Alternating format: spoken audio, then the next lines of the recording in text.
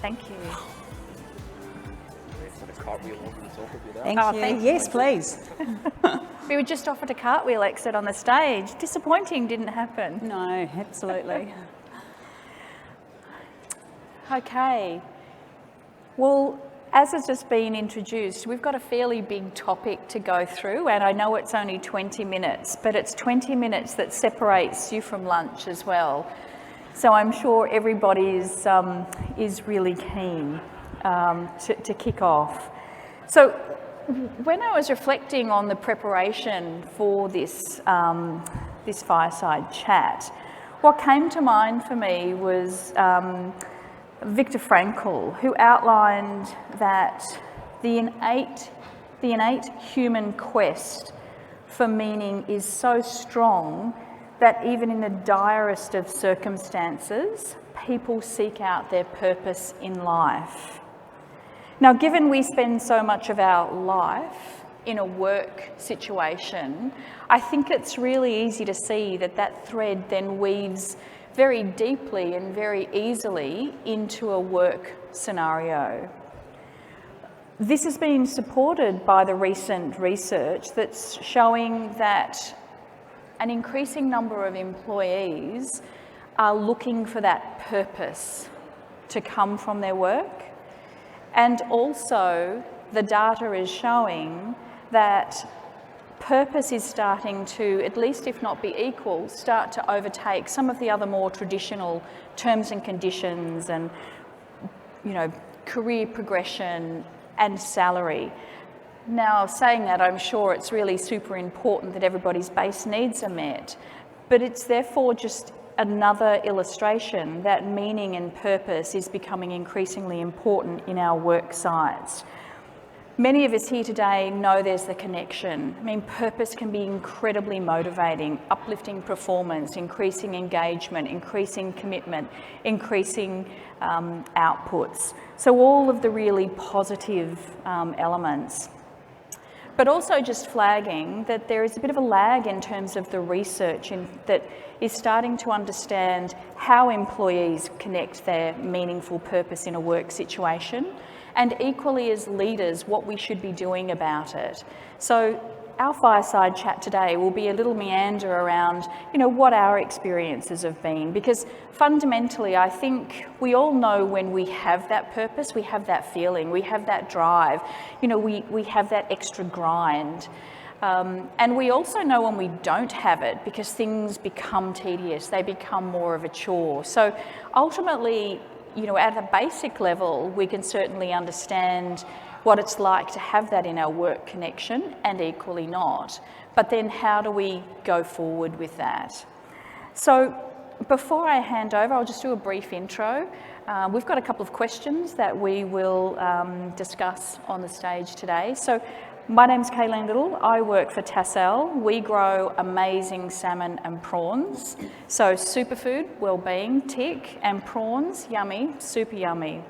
I've worked in the space of P&C or HR for over 18 years now, and have certainly seen the increase in purpose and meaning coming up through an organisational context, and see that, you know, it's only going to be increasingly so going forward. So the first question that we wanted to tackle was, what does purpose mean to you? So I'll hand over to Laura if you want to do a brief intro and then tackle that big question. Thank you very much. Look, my name's Laura Rankin. I had previous experience, but my whole 20 years has been in retail. So for anyone that's worked in retail, and I'm pretty sure you either know someone, you've worked in retail, your kids have worked in retail, you've had some experience with retail. So the previous companies I've worked for were Super Retail Group. So if you weren't aware of the name, overall it was BCF, Rebel, MacPac, and Super Cheap Auto. And previously is EssilorLuxottica, which is OPSM, Ray-Ban, Sunglass Hut. So very, very retail. And for the question, you know, what does purpose mean to me? I think as a leader of very, very many inspiring HR practitioners, some coming through, some that have been in the industry for a long time, it's really about being open, honest, and I always say integrity, but the key for me is being vulnerable. I think in anything we do and in having a purposeful work environment is to be that openness, but that vulnerability. If you can sit in front of your team and say to your team, you know, I've had a great day, or you know what, I actually haven't had the greatest day, they can be there to support you. And whatever happens as a result of that, if it's good or bad, you're able to actually see the end goal, I think, a lot easier as a team. Thank you. You're welcome. Hilary, what about you? Yeah, so Hilary Young is my name, and I was a local Australia-New Zealand HR director until recently. I've just moved into a Asia Pac sort of global-esque role on organisational development in reinsurance, RGA, Reinsurance Group of America, life insurance, so hey, that's wellness as well. What does purpose mean to me? And I'm going to actually ask all of you a question to help me get to this, to demonstrate my purpose right now, because my purpose very much is make a difference. I want to make a difference. So I want to ask you all right now, if out of this session, because we all actually we set ourselves a goal together saying we want everyone in the room to at least get something, either something practical out of this session or just a little reminder of what they perhaps might want to do. So who would, if you could put your hands up if you would like that, if that's a good purpose. So, yep. Awesome, and then I'm going to come back afterwards and see if you can hold us accountable to that. So purpose to me, I would quote, I was thinking, oh, what's purpose? Of course, I'd love to quote Simon Sinek, everyone wants to quote that, but I thought, oh, let's just think of someone else. What about Chadwick Boseman? Any Marvel tragics out there? Hands up again. There's not as many as who want to go away with a practical tip anyway. He was Black Panther. 2 years before he died, he actually said, purpose is the essential element of me. So in other words, purpose is who I am, and how do we connect to that, who I am in us. And it does connect to Laura's vulnerability as well. It's who I am. That's how I'd answer that one. Thank you. Okay, and so I suppose I'll finish that off by saying from my perspective, what does purpose mean to me? And I'll reflect on a childhood scenario, which I think has embedded what my purpose is, but I didn't realise it until much later. I can remember having a conversation with my dad at the time, and we were talking about schools and education. And he very casually said that there's really no point in investing in my education, because I was a female and I was just going to leave school and get married and have kids. Now, he did not mean that to be as horrendous as it probably sounds, but that was just his lived experience. So the conversation was around, so we'll make sure that we send your little brother to this really great fancy private school and that's all sweet. So where that built a purpose to me, very similar to Hilary, is that I had this really deep burning desire to have impact and make a positive impact. And where that's transpired through my career is it just, similar to what Hilary was saying, that it is you, it drives that energy that you have, it's that passion. And where that's transpired for me is still to this day, it is about, my purpose is making sure that people have opportunities. Because at that time, if I had just sat back, maybe I wouldn't have had the opportunities if I just accepted that this was the path. So that drives and ignites me on a daily basis. And a simple example came up the other day where I was dealing with a tricky thing at work, and afterwards somebody sent me a quick message to say, hey, thanks. You had my back in that situation and you gave me choice, you gave me opportunity. And you know, equally that day I was signing off on a fairly big budget we were doing on something, but that was more powerful because it actually connected to what my purpose is around having impact and giving people choice and opportunity. So it doesn't sometimes have to be amazingly grand, but what we find, or what I find, is it's thread through everything that we are. Okay, so the next question is around, as HR professionals, what initiatives have you used to dial up purpose and connect at an individual level within your respective organisations? Look, I think for me on this question, it involves two people, as the individual, as a HR practitioner, but it also the leaders you're working with every day. We've heard throughout the morning, leaders need to be accountable. Leaders are the ones that lead the team and truly do lead. So I think in this question, where I think the key part is, and in every organisation we have a strategy, so many leaders come in and say, here's the strategy and we need to deliver. And the people in the room, your team in the room say, oh, well, what does that mean for me? What's my sense of purpose here? How can I make sure from a HR practitioner this will actually make an impact on the business? And I think where I've seen it happen really well, and I give a really good example, is in any organisation, but in retail, we're very sales driven. We're always looking at the numbers. Are we doing well? Are we not doing well? Looking at those numbers and turning it into the practical side of it. If we do A, B and C, we'll get to the output of what it may look like. And that means as an individual, your contribution will mean that we'll be able to deliver this. But what I think the key here is, and we've seen it, I really think since COVID, is we used to say, leave your emotions at the door. If you're having a bad day, leave it at the door. I know we've all heard that experience many times. Now it's about, if you're having a bad day, that's okay. As a team, we come together, and it goes back to my first point. But I really think as HR practitioners, as a team, as leaders, that we really individually sit and work with someone. Everybody goes through things in their life. Some people are more open and honest. Other people just, and sorry, I shouldn't have said honest, open to their teams. Others keep it in. So as a HR professional, we should be able to support everybody individually, and we'll be able to get the best from them, I think. And the initiatives, I said, from the data side. Yeah, perfect. Thank you. Hilary? Awesome.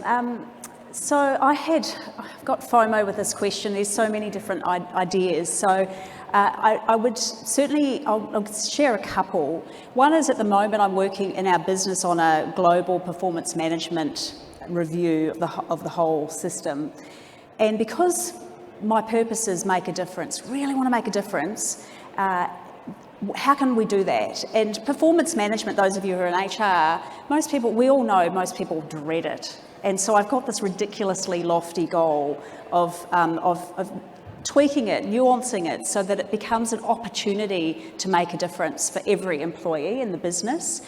So meaning is a key part of this. And we have a whole lot of plans in place that are connected to leadership as coaches, a culture of continuous feedback, using the positive constructive ratio, like 5 positives to 1 constructive ratio. A lot of that is embedded in that whole focus, and really that does connect to purpose for individuals, because we're looking at development as key, and where we want to be and who we want to be, as well as my own personal purpose. That's my current favourite, because I'm quite obsessed with it at the moment.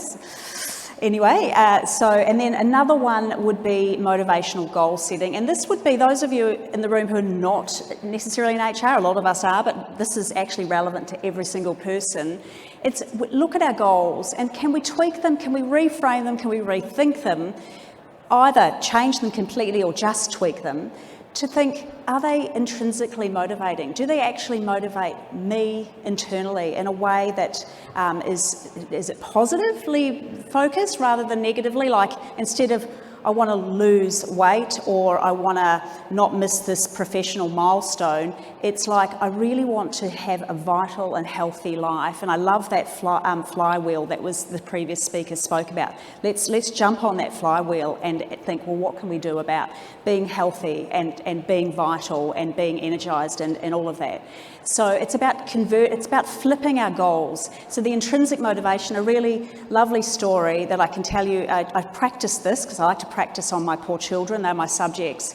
So I practiced this on my now 13-year-old son, and he was literally, I'm not joking, in the G team for basketball at school. And he said, "Mum, I really want to be in the B team." And honestly, basketballers are really tall. He's like, he's really short. And I looked at him and thought, God bless you, my little gorgeous child. My thought bubble was, that's just like ridiculous. But I thought, no, I'm going to help you. I'm going to ask you questions. And I thought I'd use this intrinsic motivation. So I asked him, why? Why do you want to be in the B team? That's really cool. I love that hope. So I was still authentic. I didn't tell him, I didn't want you, I don't think you could, but I just said, why. Anyway, we unpacked after lots of questions about why and trying to guide him into, well, is there anything personally, anything you want to give? He goes, actually, I want to help my mates at lunchtime because some of them are really bad at basketball and I want to learn how to actually help them better. That's a really key goal. So then that was a moment in that conversation for both of us where there was almost this like, oh, wow, intrinsic motivation. And anyway, long story short, 12 months later, he's in the B team. Amazing. So that's an example. That's a second example. And if we have more time later, I can share a third example of work. But I will flip that back to you, Kaylene. Okay, so the example I'd give, I'll do two, and I'm really mindful of time, so I'll make it quick. The first one is to speak up about it. As leaders or influencers, either formally or informally within our businesses or our social circles, it's okay to actually start to talk about building meaning and purpose in and how we're doing this. So it's building off, what both of you were saying in a different way. Because ultimately, once we have a seat at the table and we normalise that language, then that's going to be the thing that turns the dial. So when we're sitting around an executive table talking about, a new initiative we're doing or an acquisition, there will be a conversation about how do we connect this to purpose and meaning. And that's just as accepted as how we have a conversation about what the financial returns out of that acquisition would be. The other thing that we've used in our organisation, and it's based off a book, I don't know if many of you have read it, it's about mind reading for managers by Kim Sealing-Smith, and it's fundamentally really simple about 5 conversations that you can have with your employees, and it starts to personalise the understanding of what motivates people, what are their strengths, and how can we play towards that. Because, leading people, as we know, is incredibly challenging, rewarding and dynamic situation. So that's another call out that, I would refer to. We've only got a little bit of time left, so let's hit a high note and we're going to leave the audience with something, an amazing snippet, recommendation, something inspirational. Who wants to go first? Okay, I'll go first. So are we merging questions 3 and 4 into one? We are. We've obviously pre-prepared these questions. So my recommendation is this book, if you really want to get into it. It's called Positive Leadership, Practicing Positive Leadership by Kim Cameron. It's just, you can see all my thumb marks in it. It's such a valuable book. He talks about the power of meaning, as well as the power of relationships, the power of climate, and as well as the power of positive communication. Those four things he talks about.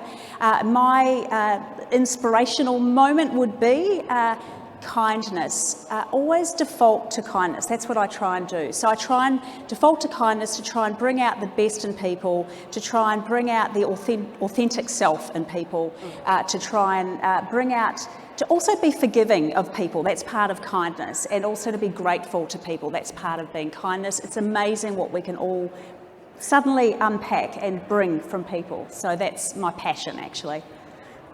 Perfect. Love kindness. I'm going to bounce off that one a little bit too. From my perspective, I think it's definitely kindness, and it's just being respectful and treating people the way, the old-fashioned saying, treat people the way your mum and dad used to want you to be treating other people. That's what I truly believe. And we all have moments in our career where you think, oh, should I say this or should I do this? And you go back to those foundations. You'll always stand by, I think, the right way.